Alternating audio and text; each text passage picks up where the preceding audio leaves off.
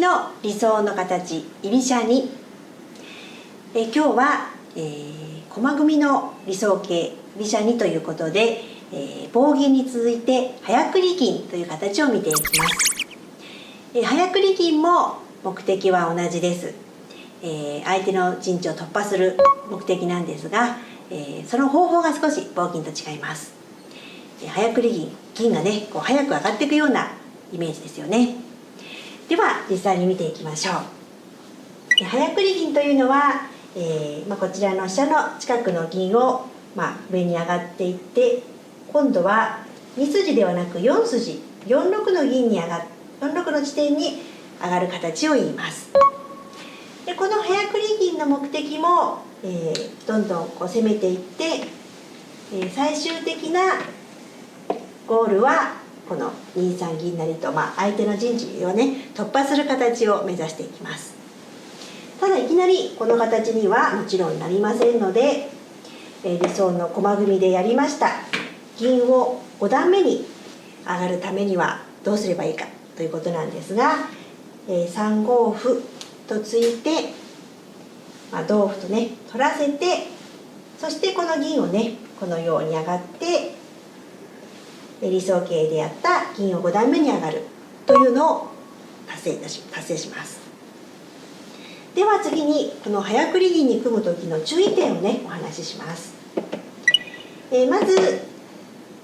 この銀3八でも4八でもどちらでもいいんですが、銀を上がります。そして3六の歩を突くのがポイントです。でこの時にうっかり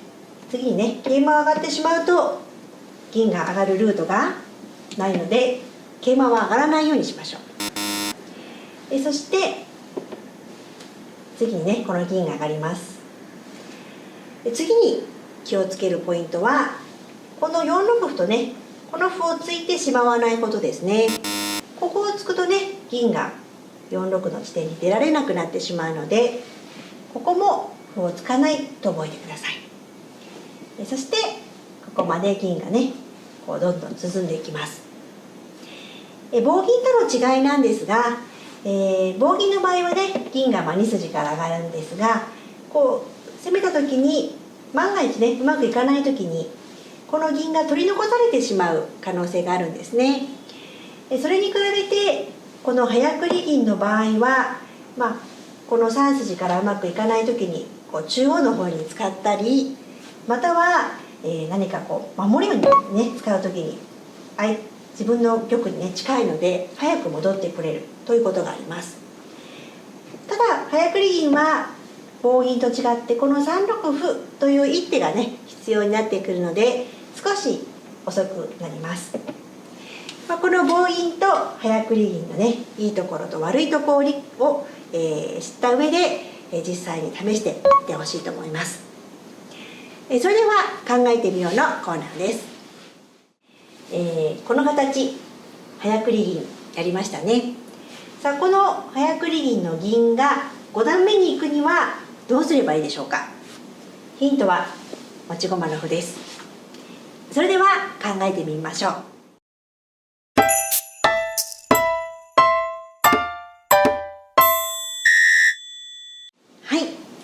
わかりましたでしょうか。この銀が5段目に行きたいのですが、このままねこんな風に進むと、取られてしまうので、こういう場合は、この持ち駒を使って3五歩と打つのが正解です。最初の方は相手の駒を取るというところに意識がいくんですが、その持ち駒をね使うっていうのはまたちょっとステップアップした考えになりますね。なのでこの持ち駒があるときはそれを上手に使おうというふうに考えるといいと思います。さあこの3五歩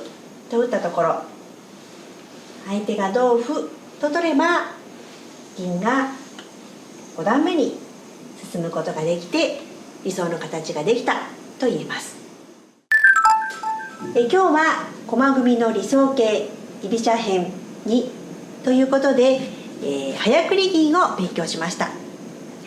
目的は棒銀と同じ2筋のところを突破する目的なのですが、4、6の地点から銀が上がっていくというのが特徴でした。